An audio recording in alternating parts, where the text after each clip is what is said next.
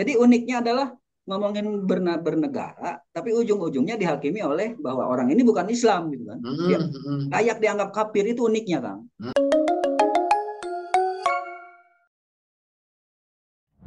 Kang Deddy sendiri menggabungkan seperti itu, bahwa Hmm. budaya Sunda harus diangkat kembali dan dijadikan jati diri orang Jawa Barat. Nah, tapi dalam perjalanan kan ada yang kontra nih. Hmm. Mm-mm. Kontra mengatasnamakan identitas agama atau Hmm. falsafah agama lah. Oke. Menurut Kang Dim nih, mereka-mereka atau teman-teman yang kontra dengan Kang Deddy bahkan menyerang Kang Deddy, cara pandang Islamnya seperti apa sih gitu? Terakhir saya tadi pagi apa ya, apa itu tadi malam, Hah? salah satu tim pengirim bantuan evakuasi di mana Sukabumi itu, Hah? di tim bencana itu Hmm. meninggal. Hmm. Dan salah satu tim pengirim bantuannya Kang Deddy Mulyadi itu meninggal, dan Kang Deddy Hmm. bikin konten ngirim Fatihah Kang. Hmm. Dan dengan secara jelas saya dengar, Hmm. alhamdulillah amin, Kang Deddy membaca Al-Fatihah sangat fasih. Hmm. Enggak, ini dari sisi yang kontranya nih. Eh, Ah, dari sisi yang kenapa? kontranya yang terus mengkritik bahwa apa yang digaungkan oleh selama ini oleh Kang Deddy Mulyadi, dan dia mengkritik bahwa itu menyimpang dari ajaran Islam gitu. Ya, itu Nah, tadi Kang, itu hal yang pandangan biasa. Islam seperti apa yang mereka anut gitu.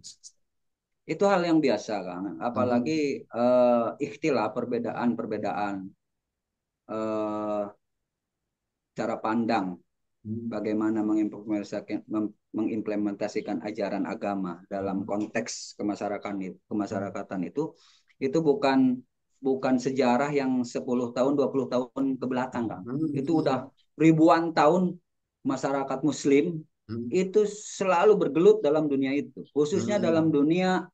eh, dunia kenegaraan, ya kan Hmm. gitu.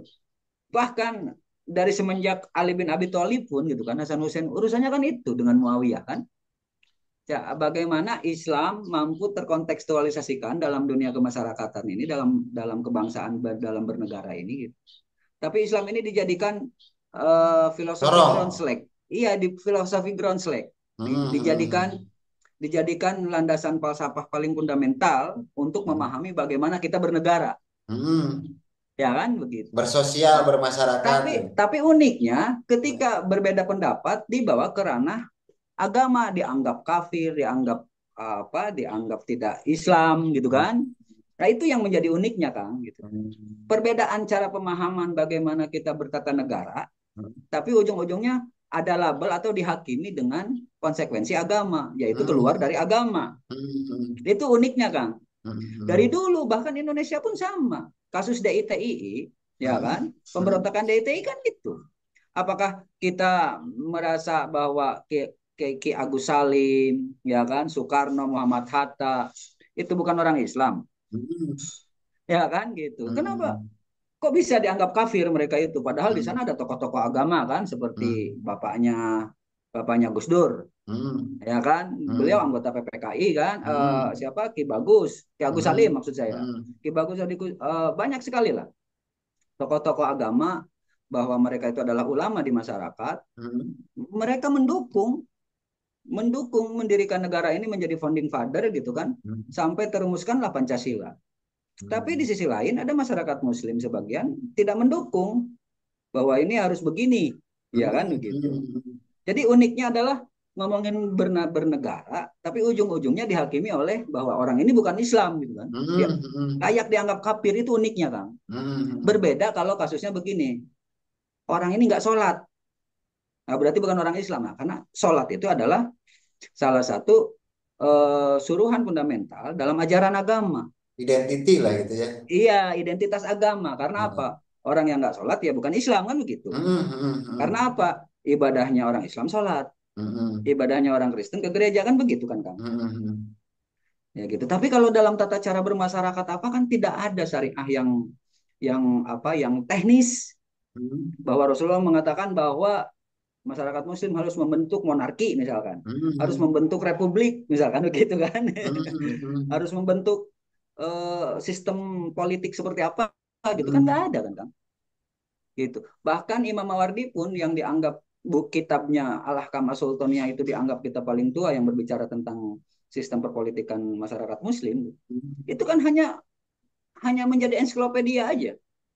Kalau di Mesir begini, kalau di Irak begini kan begitu. Zaman Ali begini, zaman Umar begitu kan kan. Dia Karena saking tidak berani untuk mengatakan bahwa tidak konsep berani Islam karena itu seperti ini gitu dalam faktanya Kang, bernegara gitu. faktanya kalau kita membaca dari sejarah, sistem sistem pengangkatan kepala negara, ke, sistem pengangkatan pemimpin umat Islam pada zaman Khalifah apa Khalifah Khulafaur Rasidin, Rasyidin. Khalifah Rasidin ini Hmm. berbeda antara Abu Bakar, Umar, Utsman, Ali itu berbeda. Tidak Hmm. sama tekniknya. Teknis Hmm. pengangkatan untuk menjadi khalifah pada waktu itu. Empat khalifah ini berbeda kan. Ini Hmm. menunjukkan, berarti menunjukkan bahwa tidak ada SOP, ya Hmm. kan? Tidak ada juklak juknis yang rigid secara teknis, Kang. Bagaimana ajaran agama itu mengatur tentang urusan itu. Bahkan kalau kita mengacu kepada ayat Al-Quran yang Al-Quran ini meskipun mazhabnya berbeda, aliran teologinya berbeda, Qurannya kan sama kan Kang? Ya, penafsirannya aja yang beda kan, Qurannya kan sama. Bahkan dalam Pemahamannya aja yang beda ya. bahkan dalam Quran pun disebut atiullah wa atiur rasul wa ulil Amri. amri minkum. Jadi berarti ketika ayat itu bisa kita sederhanakan, ketika ayat itu disejajarkan Kang, Allah ya kan, Rasul, ulil amri disebutkan di ayat itu. Berarti ada hal yang sangat fundamental Kang, bahwa tidak semuanya diatur secara rigid Kang. Tapi mungkin Allah lebih substantif, universal kan ajarannya. Kemudian harus dikontekstualisasikan oleh Rasul, dibumikan. Omongan langit itu dibumikan ke bumi kan. Omongan langit itu, yaitu konteks Arab Saudi pada waktu itu kan, konteks Arab pada waktu itu. Nah, terus ada ulil amri Kang. Nah, ulil amri ini siapa? Kan bukan utusan Allah Kang. Bukan. Utusan Allah itu kan cuma Rasul, tapi disejajarkan, taatnya itu disejajarkan kan. Ya, Harus ya. taat. Intinya kan itu harus taat kepada Allah, kepada Rasul, kepada ulil amri. Berarti ada tanda kutip, ada utusan Allah yang lain karena kata Quran begitu. Oh gitu ya. Karena apa? Kok Allah nyuruh taat Kang? Kan begitu kan? Kan yang Berarti kita berarti pemimpin itu dianggap sebagai salah satu apa namanya ya? apa Kang? Salah satu perwakilan mungkin ya. Apa gimana? Ya kalau Istilahnya kita apa itu tuh?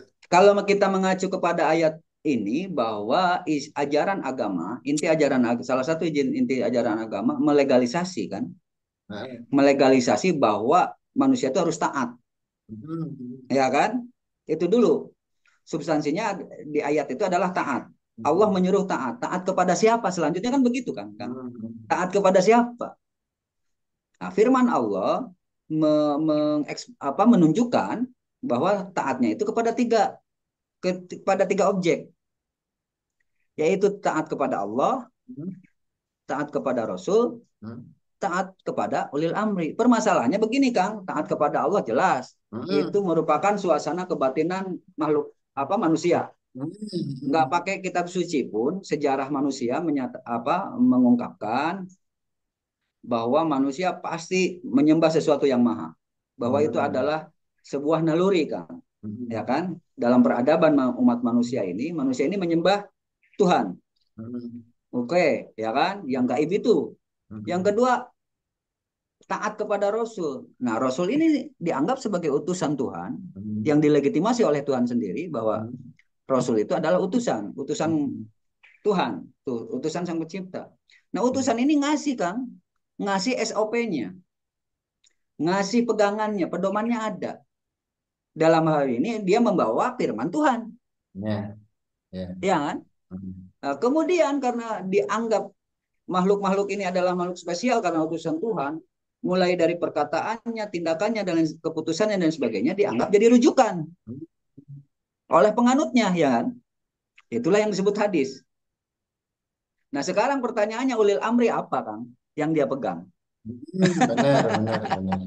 Kalau Allah ada Al-Quran, kalau Rasul ada hadis itu, katakan Hmm, gitulah sederhananya, hmm, sederhanakan gitu. Nah, kalau ulil hmm. amri apa? Kalau bukan aturan sosial budaya yang ada gitu ya. Kalau menurut saya dari ayat itu berarti ulil amri yang memegang Quran, memegang hadis. Jadi intinya Hmm, ke, keputusan atau kebijakan-kebijakan yang digelontorkan oleh ulil amri ini tidak boleh bertentangan dengan Al-Quran dan hadis. kalau seandainya bertentangan, Ya Pak, berarti nggak perlu ditaati, kan udah banyak juga dalil-dalil itu. Kita tidak boleh mengikuti kepada kemungkaran. Yang harus kita tidak boleh mengikuti kepada kebatilan. Ajaran hmm, Islam kan seperti itu kan, Kang. hmm, Yang harus kita ikuti apa ada kebijakan-kebijakan atau pandangan-pandangan yang itu mengarah kepada kebenaran, ya hmm, kan? hmm, Kepada kebenaran sesuai dengan tuntunan ajaran pedoman pedoman Islam, yaitu Quran hmm, hadis. hmm. Permasalahannya bukan di teks, Kang. Permasalahannya bukan di konsep, Tapi di tapi penerjemahan. berarti kan Penerjemahan ulil itu. amri di situ hanya dijadikan pedoman sebagai penyelenggara agar sosial kemasyarakatannya tertib, aman, Ya, masyarakatnya.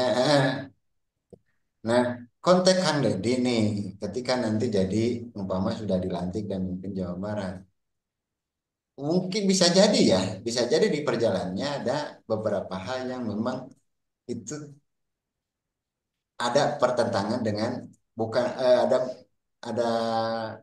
adanya pertentangan dengan ajaran Islam. Itu seperti apa nanti masyarakat Jawa Barat harusnya? pas itu akan terjadi dia, yang pasti akan terjadi dialektika kan, kan? Hmm, Terjadi dialektika bahwa pro kontra itu pasti keniscayaan, hmm, gitu hmm, loh. Ada yang memahami tindak tanduk atau perkataan Kang Deddy sebagai orang nomor satu di Jawa Barat nanti pasti akan ditilai oleh masyarakat kan, hmm, kan. Dan pastinya ketika ditilai oleh masyarakat itu pastilah akan ada pro kontra. hmm, Ya, contoh katakan kayak Serentahun. hmm, Mungkin yang satu menganggap itu seperti tahlilnya orang NU, Kang, hmm, biasa hmm, aja, hmm, biasa aja gitu. Tidak ada hmm, tidak ada hal yang sifatnya substantif bahwa itu adalah sebuah aktivitas yang melanggar norma agama. hmm, Katakan hmm, begitu, hmm. ya kan? Tapi di sisi lain ada yang kontra bahwa itu sudah mengasimilasi atau mencampurkan Antara budaya. ada antara budaya dengan nilai-nilai ajaran agama bahwa produk budaya tersebut itu tidak sesuai dengan norma agama, misalkan Hmm, begitu kan? hmm, Menurut saya itu hal yang lumrah dalam dunia demokrasi ini akhirnya terjadilah. Ya, hmm, saya bilang tadi bahwa titik tekannya ini bukan urusan tentang tentang konsepnya, tentang hmm. aktivitasnya itu atau gitu tegasnya, Tapi tentang tapi tentang penerjemahan itu. ya, ya, Itu persepsi ya. diterjemahnya itu ditafsirkannya bagaimana itu gitu. Persepsi Karena masyarakat berarti. faktanya kalau secara Hmm, administratif ya, secara hmm, administratif eh Kang Deddy pasti orang orang yang beragama di KTP-nya kan, hmm. bahkan Secara sehariannya administratif aja ibadahnya dulu, kuat gitu. secara administratif aja dulu, biar Eh, biar kita itu jelas gitu kan kalau mau hmm, menjustifikasi itu, kalau mau menilai Kang itu jelas ukurannya, indikatornya apa hmm, gitu. Kalau hmm, dianggap Kang Deddy bukan orang Islam misalnya gitu, dia nanti dilantik pasti akan disumpah pakai kitab suci apa, hmm, apakah pakai kitab suci Taruman Negara hmm, hmm, gitu kan, apakah dia hmm, pakai Sunda Wiwitan, kitab suci Sunda Wiwitan, atau pakai Quran. hmm, Kalau dia nanti kalau dia nanti disumpah menggunakan Quran berarti secara administratif loh. Kita kalau fikih itu kan kita sama-sama orang UIN nih kan. Kalau fikih itu kan fahkum bidzawahir, ya hmm, kan? Sholat hmm, itu yang penting gerakannya begitu. Nggak tahu isi hatinya orang yang sholat itu kayak kayak apa, nggak tahu kan? Tapi itu hmm. bukan bukan wilayah fikih kan. Wilayah. Ya itu kan wilayah Tuhan. Kita nggak tahu, Hmm, kita nggak bisa menilai hmm, orang itu sholatnya sah apa enggak. hmm, hmm, Yang bisa ulama fikih tilai itu bagaimana tata cara dia sholat, dia angkat tangan Hmm. apa tidak, ruku apa tidak, sujud apa tidak, ya nggak? Hmm. Hmm. Hanya itu yang ditilai ulama Hmm. itu. Tapi makanya ikhlas tidak termasuk rukun sholat. Rukun sholat.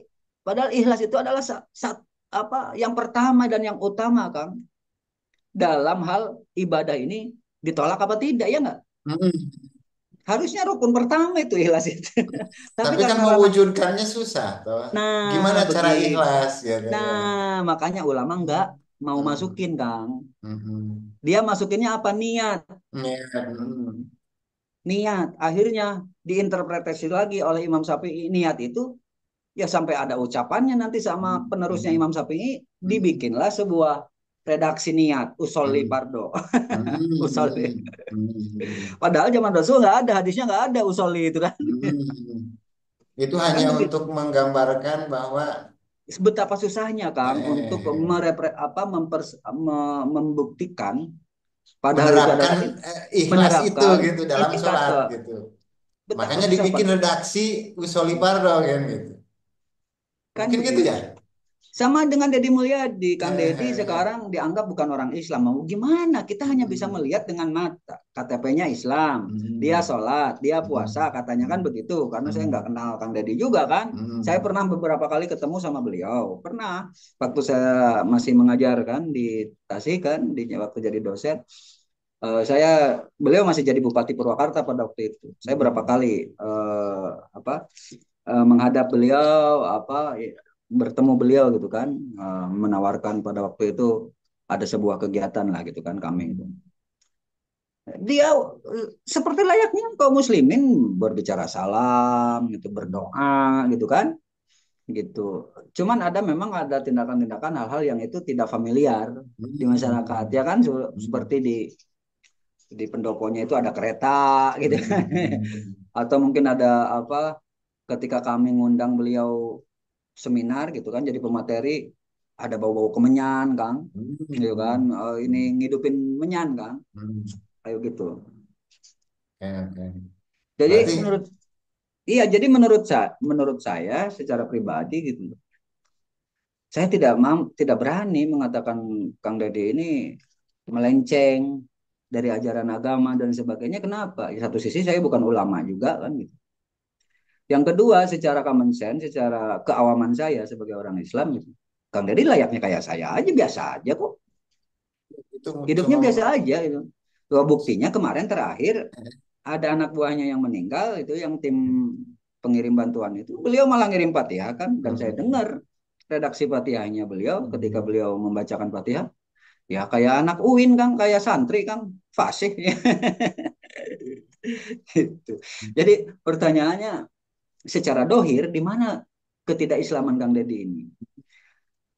Dengan garis bawah saya bukan mau mendukung atau meralat Kang Deddy tidak itu. Saya hanya common sense apa adanya lihat dengan mata kepala yang bisa jadi salah penilaian saya tapi itu adalah tafsiran saya kepada Kang Deddy di mana letak urusan kafir mengkafirkan Kang jangankan kelas Kang Deddy Ibnu Sina Ibnu Rusdi itu dianggap keluar dari agama Kang karena tulisannya padahal di sisi lain dianggap ulama besar Islam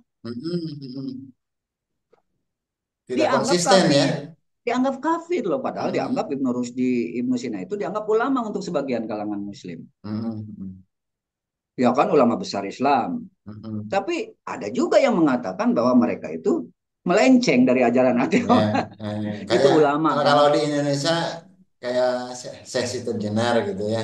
misalkan Eh, seperti itulah gitu kan mm, nah, jadi apalagi kayak Kang Deddy menurut saya itu bukan untuk apalagi kalau kalangan-kalangan yang terdidik ya menurut mm, saya itu adalah isu-isu yang akan tertelan oleh seiring berjalannya waktu lah gitu loh. mm. Karena agak susah gitu untuk menyerang Kang Deddy ini berbicara identitas keyakinan beliau gitu. Agak susah Kang. Benar, Indikatornya benar. susah gitu. Oke. Kang Dim, sementara gitu. Siap. Untuk selanjutnya nanti diskusi soal lain ya. Tapi Ya. kita mau ngangkat budaya Sunda sementara Hmm. dan banyak hal ya Ya. yang berkaitan dengan Islam. Ya. Oke Kang. Siap. Nuhun, Ya. terima kasih. Kalau ada pembahasan Manggu yang keliru, jangan lupa untuk kasih koreksi, kritik, dan saran di kolom komentar ya. Dan sampai jumpa lagi di video selanjutnya.